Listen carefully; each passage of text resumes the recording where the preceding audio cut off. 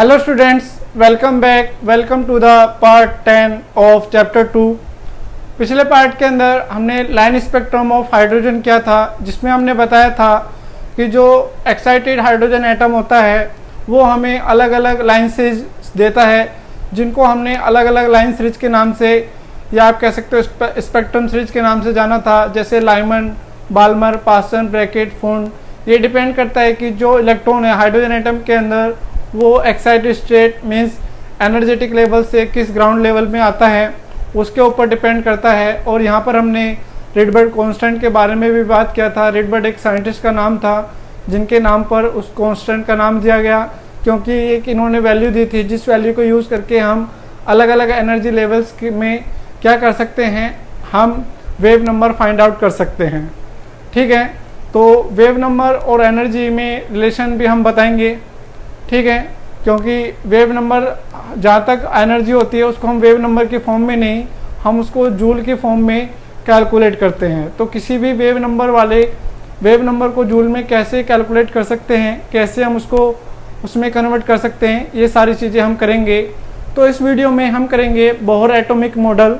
तो Bohr atomic model जो था वो क्यों आया था, पहले तो जो ड्रॉबैक्स हमारे रदरफोर्ड मॉडल में थी उन ड्रॉबैक्स को दूर करने के लिए हमारे पास क्या आया था, बोहर एटॉमिक मॉडल आया था।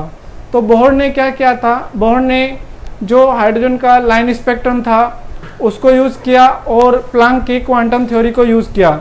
इन दोनों फैक्टर्स को यूज़ करके बोहर ने अपना एटॉमिक मॉडल दिया था। ठीक है, तो रदरफोर्ड ने एक स्टेटमेंट में ये बोला था अपने पोस्टुलेट्स में कि जब इलेक्ट्रॉन सर्कुलर राउंड में मूव करते हैं तो वो अपनी एनर्जी लूज़ करते हैं। ठीक है, लेकिन यहाँ पर जो बोहर हैं उन्होंने इस स्टेटमेंट में चेंज किया है और अदर पोस्टुलेट्स भी दिए हैं। और दूसरा, जो बोहर का जो एटॉमिक मॉडल था, Bohr atomic model for hydrogen atom, तो वो पहले हाइड्रोजन एटम के लिए था, क्योंकि हाइड्रोजन एटम में क्या होता है, ओनली वन इलेक्ट्रॉन होता है। तो हम कह सकते हैं कि जो बोहर मॉडल था it was applicable only for single electron species. ठीक है, सिंगल इलेक्ट्रॉन स्पेसिस के लिए क्या था, ये एप्लीकेबल था। ठीक है, और जो बोहर का मॉडल था उसको हम क्वांटम मॉडल भी बोल सकते हैं, क्वांटम मॉडल, क्योंकि इसने क्या यूज़ किया था, प्लैंक्स क्वांटम थ्योरी यूज़ की थी। ठीक है, जैसे प्लैंक ने बताया था कि जो एनर्जी होती है वो क्वांटाइज्ड होती है, उनका एक इंटीग्रल मल्टीपल में एनर्जी रिसीव होती है, ये नहीं कि कोई भी एनर्जी आ जाए। ठीक है, वो एनर्जी डिस्क्रीट होती है। डिस्क्रीट का मतलब क्या होता है, यूनिक होता है। तो यहाँ पर हम पोस्टुलेट्स ऑफ बोहर मॉडल की बात करते हैं, क्या क्या पोस्टुलेट्स थे। तो इसमें सबसे पहला पोस्टुलेट्स आता है, जो इलेक्ट्रॉन होते हैं वो मूव करते हैं, मूव्स अराउंड द न्यूक्लियस। ठीक है, न्यूक्लियस के चारों ओर अराउंड करते हैं इन सर्कुलर पाथ। ठीक है, इन सर्कुलर पाथ्स को क्या बोलते हैं, हम ऑर्बिट्स बोलते हैं। ऑर्बिट्स बोल सकते हैं या स्टेशनरी स्टेट्स बोल सकते हैं। ठीक है, स्टेशनरी स्टेट्स भी बोल सकते हैं, या आप कह सकते हैं इनको एनर्जी लेवल, क्योंकि हर एक ऑर्बिट में इलेक्ट्रॉन की एनर्जी अलग अलग होती है। ठीक है, तो ये जो एनर्जी लेवल्स होते हैं ये सभी क्या होते हैं, ये कंसेंट्रिक होते हैं। कंसेंट्रिक का मतलब होता है जिनका सेंटर एक होता है, कंसेंट्रिक टू द न्यूक्लियस। ठीक है, ये न्यूक्लियस के कंसेंट्रिक होते हैं। जैसे किसी भी एटम के बीच में क्या होता है, न्यूक्लियस होता है जिसके अंदर टोटल पॉजिटिव चार्ज होता है और टोटल मास होता है। जो इलेक्ट्रॉन होता है वो इसमें सर्कुलर पाथ में क्या करता है, मूव करता है। ठीक है, इस तरीके से जो फर्स्ट लेवल होता है उसको n1 देते हैं, जो दूसरा ऑर्बिट होता है उसको n2 बोलते हैं, जो थर्ड होता है उसको n3 बोलते हैं, और जो फोर्थ होता है उसको n4 बोलते हैं। इनको हम अल्फ़ाबेट के थ्रू भी डिनोट कर सकते हैं। फर्स्ट सेल को k, सेकंड को l, थर्ड को m, फोर्थ को n एंड सो ऑन। इस तरीके से ये एनर्जी लेवल होता है जिनको हम स्टेशनरी स्टेट बोलते हैं। ठीक है, अब हम सेकेंड पोस्टुलेट की बात करते हैं।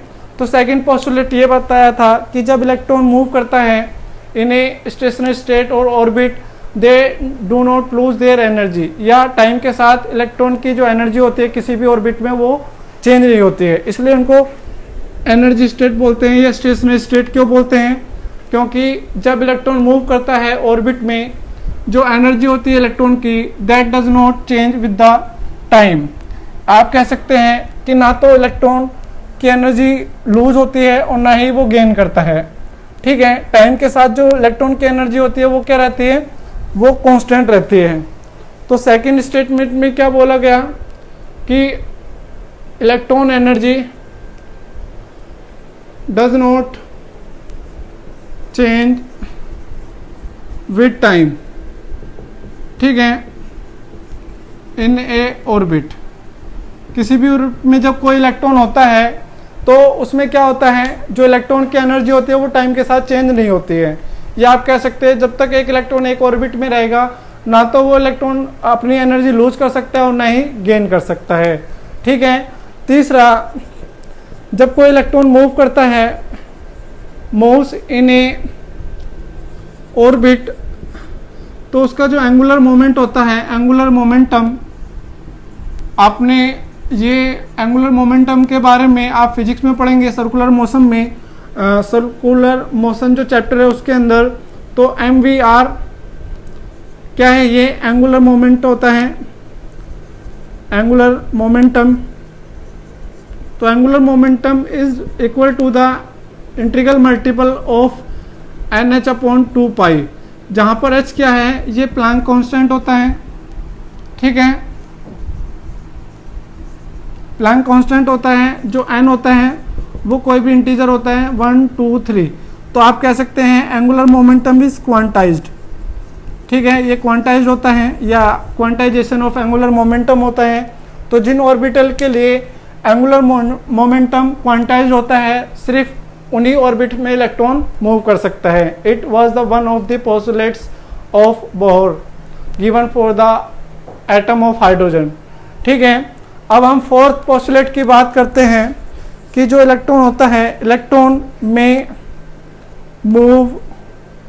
Move from one energy level to another by losing और गेनिंग द एनर्जी। और जो एनर्जी गेन और लूज करता है is given by the difference of the energies of the orbits. Orbit की एनर्जी के डिफरेंस के बराबर होता है। जैसे अगर आप सपोज करो कि कोई इलेक्ट्रॉन क्या है, लोअर एनर्जी स्टेट में है और उसने कुछ एनर्जी गेन कर लिया तो वो हायर एनर्जी स्टेट में चला जाएगा। जैसे ये यहाँ पर एक इलेक्ट्रॉन था, उसने एनर्जी गेन की। ठीक है, यहाँ पर इसकी एनर्जी E1 था और यहाँ पर E2 था।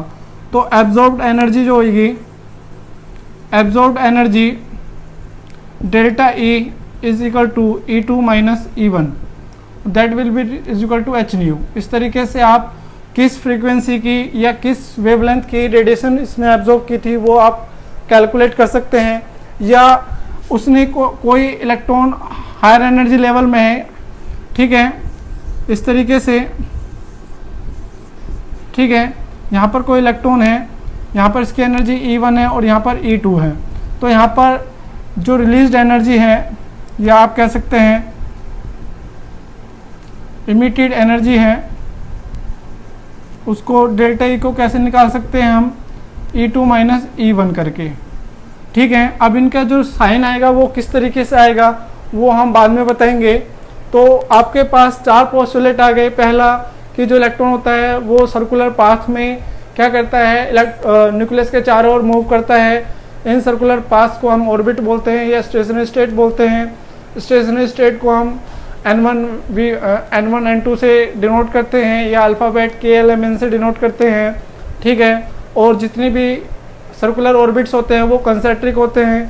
दूसरा, जब electron in concentric energy levels में या ऑर्बिट्स में मूव करता है तो उसकी एनर्जी टाइम के साथ चेंज नहीं होती है। ठीक है, मूव करते टाइम ना तो वो इलेक्ट्रॉन एनर्जी लूज करता है और ना ही गेन करता है। थर्ड पॉइंट में जब इलेक्ट्रॉन किसी भी स्टेशनरी ऑर्बिट में मूव करता है तो उसका जो एंगुलर मोमेंटम होता है वो इंटीग्रल मल्टीपल ऑफ NH/2π होता है, इंटीग्रल मल्टीपल ऑफ H/2π होता है, या आप कह सकते हैं MVR=NH/2π। इस फॉर्मूले का यूज़ करके हम बहुत सारी चीज़ें यहाँ पर कैलकुलेट कर सकते हैं। ठीक है, लेकिन वो कैलकुलेशन आपके सिलेबस में नहीं है, आपको सीधा एक्सप्रेशन मिलेगा, उस एक्सप्रेशन को यूज़ करना है और आपको क्वेश्चन सॉल्व करने हैं। ठीक है, तो और दूसरा, जब कोई इलेक्ट्रॉन मूव करता है अगर वो अपनी एनर्जी लूज या गेन करता है तो वो एक एनर्जी लेवल से दूसरे एनर्जी लेवल में जा सकता है, और जो एनर्जी डिफरेंस है, जो एनर्जी उसने एब्जॉर्ब या लूज की है, वो एनर्जी डिफरेंस से हम कैलकुलेट कर सकते हैं। ठीक है, इस तरीके से। अब हम बात करते हैं हाइड्रोजन एटम के लिए बोहर मॉडल का simplification of Bohr model for hydrogen atom. तो हाइड्रोजन एटम के लिए Z मीन्स उसका एटॉमिक नंबर क्या होता है, 1 होता है। ठीक है, तो यहाँ पर Z को हम 1 लेके सारे चीज़ें देखते हैं। सबसे पहले जो एटॉमिक ऑर्बिटल्स होते हैं, एटॉमिक ऑर्बिटल्स अभी नहीं, हम बता रहे थे कि जो एनर्जी लेवल्स होते हैं उनको हमने नंबर दिया था N1, N2, N3, या आप कह सकते हैं। तो जो ऑर्बिट्स, जो न्यूमेरल्स या इंटीग्रल्स हम यूज़ करते हैं एटॉमिक ऑर्बिटल को यूज़ करने के लिए, उसको हम क्या करते हैं, उसको हम प्रिंसिपल क्वांटम नंबर बोलते हैं। ठीक है, orbit number denotes to the, जो ऑर्बिट नंबर होता है आप कह सकते हैं simplification of Bohr's model for hydrogen atom.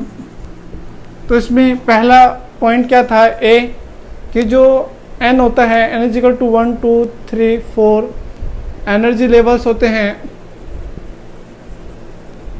This is called principal quantum number. तो प्रिंसिपल क्वांटम नंबर क्या डिनोट करती है, it denotes the energy level, energy of the electron. ठीक है, if the n increases then energy also increases। ठीक है, अब हम बात करते हैं रेडियाई ऑफ द ऑर्बिट या स्टेशनरी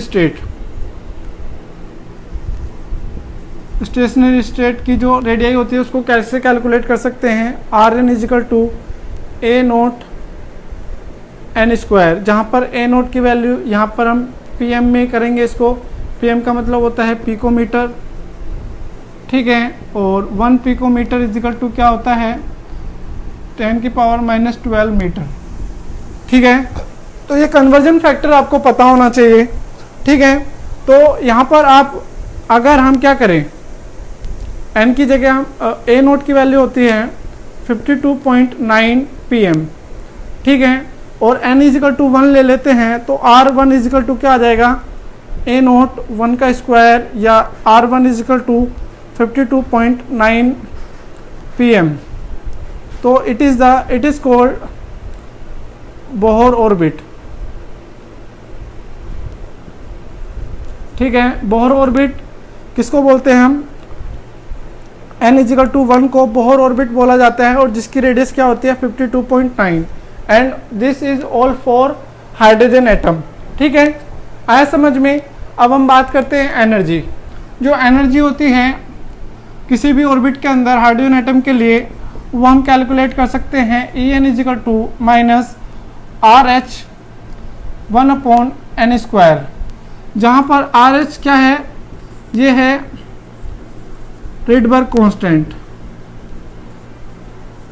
ठीक है, ये रिडबर्ग कांस्टेंट होता है, इसकी जो वैल्यू होती है जूल में वो होती है 2.18 × 10⁻⁻18 जूल। ठीक है, En= 1/n²। अब यहाँ पर जो ये है ये नेगेटिव क्यों है, ये नेगेटिव एनर्जी क्यों आती है?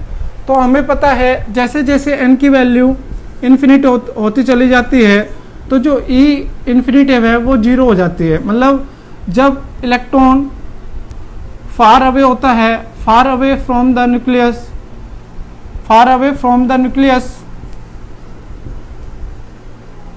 जब न्यूक्लियस से बहुत दूर होता है, रेस्ट में होता है, रेस्ट में, तो उसकी एनर्जी क्या हो जाती है, 0 हो जाती है। लेकिन जैसे जैसे इलेक्ट्रॉन न्यूक्लियस की तरफ आता है तो उसकी जो एनर्जी होती है वो डिक्रीज हो जाने लगती है। डिक्रीज का मतलब उसकी जो एनर्जी है वो 0 से भी कम, 0 से भी 1 कोई भी वैल्यू कब होती है, जब वो नेगेटिव होती है।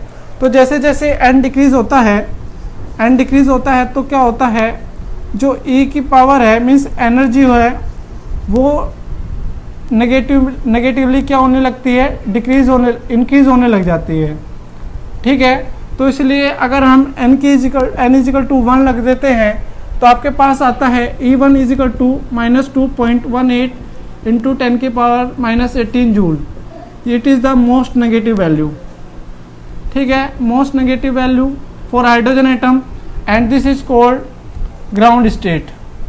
ठीक है, ग्राउंड स्टेट कौन सी स्टेट होती है, that energy level which have the lowest energy is called ground state या फर्स्ट एनर्जी लेवल। तो आपको पता चल गया कि जो इलेक्ट्रॉन की एनर्जी होती है वो नेगेटिव में हम क्यों लेते हैं, नेगेटिव में हम इसलिए लेते हैं ताकि आपको ये पता चला जाए कि हम इन्फिनिटी से इलेक्ट्रॉन को न्यूक्लियस के पास लेकर आए हैं, इसलिए उसकी एनर्जी क्या हो गई है, डिक्रीज हो गई है। जब वो काफ़ी दूर था, मतलब इन्फिनिटिव एनर्जी लेवल पर था, तो उसकी एनर्जी 0 थी। ठीक है, लेकिन जैसे जैसे हम उसको न्यूक्लियस के पास लेकर आए हैं उसकी एनर्जी क्या हो गई, डिक्रीज हो गई, और जिसकी एनर्जी कम हो जाती है वो स्टेबल हो जाता है। तो जैसे इलेक्ट्रॉन न्यूक्लियस के पास आता है तो वो स्टेबल हो जाता है due to the force of attraction. ठीक है, तो आप कह सकते हैं कि अगर n इजिकल टू 1 है तो फर्स्ट एनर्जी लेवल में जो इलेक्ट्रॉन होता है वो मोस्ट स्टेबल होता है, क्योंकि उसकी एनर्जी मैक्सिमम नेगेटिव होती है। जितनी ज़्यादा जो एनर्जी है वो जितनी ज़्यादा नेगेटिव होगी वो उतनी ही ज़्यादा कम होगी। ठीक है, तो इसलिए n1 के लिए जो एनर्जी होती है वो नेगेटिव होती है।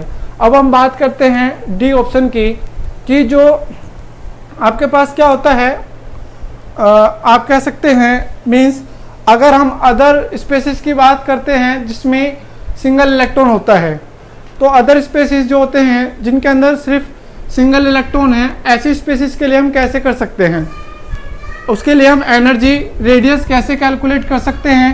तो आइए देखते हैं। तो इसमें क्या हो सकता है,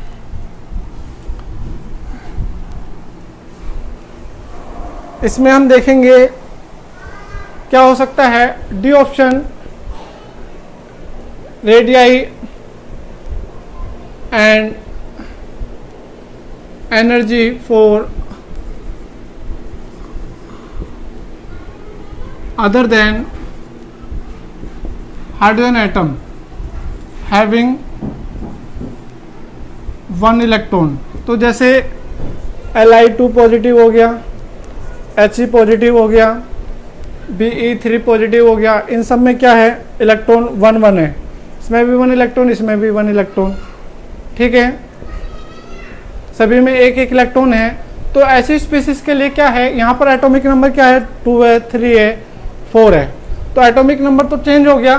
तो इस केस में जो एनर्जी होती है, energy is given En equal to -2.18 into 10 की पावर -18 जेड का स्क्वायर अपॉन n का स्क्वायर। ठीक है, तो ये फॉर्मूला यूज़ किया जाता है to find out the energy. तो अगर हम किसके लिए, हीलियम के लिए लें, तो हीलियम के लिए जेड की वैल्यू क्या होती है, 2 होती है। तो यहाँ पर नेगेटिव जो वैल्यू है और n की वैल्यू क्या रख दें, 1 रख दें, तो क्या आ जाएगा, En इजिकल टू -2.18 इंटू 10 की पावर -18 2 का स्क्वायर अपॉन 1 का स्क्वायर। तो En इजिकल टू क्या हो जाएगा, 4 इंटू -2.18 इंटू 10 की पावर -18। तो अगर हम इसको हाइड्रोजन के साथ कंपेयर करते हैं तो उसमें 1 के लिए क्या आया था, 2.18 इंटू 10 की पावर -18। तो उससे अगर हम इसको कंपेयर करें तो ये 4 टाइम्स ज़्यादा नेगेटिव है। तो जैसे जैसे जेड इंक्रीज होता है Z इंक्रीज होता है तो क्या होगा, इलेक्ट्रॉन इज स्ट्रांगली बाउंडेड। ठीक है, आप कह सकते हैं कि जो इलेक्ट्रॉन है वो स्ट्रांगली बाउंडेड हो जाता है विद द न्यूक्लियस, जैसे जैसे Z की वैल्यू बढ़ती है। ठीक है, आप यहाँ पर देख सकते हैं कि हीलियम के लिए तो E की वैल्यू है वो 4 टाइम्स हो जाती है हाइड्रोजन से, तो मतलब और ज़्यादा नेगेटिव हो गई। तो और ज़्यादा नेगेटिव हो गई, इसका मतलब है कि उसकी एनर्जी और कम हो गई, और एनर्जी बहुत कम हो गई तो इसका मतलब स्टेबल हो गया। और स्टेबल कब हुआ, जब वो स्ट्रांगली बाउंडेड है। ठीक है, तो इसमें सबसे ज़्यादा इलेक्ट्रॉन जो है वो स्ट्रांगली बाउंडेड किस में रहेंगे, बेरिलियम में। ठीक है, आया समझ में किस तरीके से हम कर सकते हैं। रेडियस के लिए हम कर सकते हैं R N is equal to क्या हो जाएगा, a naught Z upon N square upon Z. ठीक है, तो आप यहाँ पर जैसे जैसे जेड की वैल्यू बढ़ेगी तो आप कह सकते हैं R N is equal to 52.9 n square upon Z. ठीक है, it is in p M.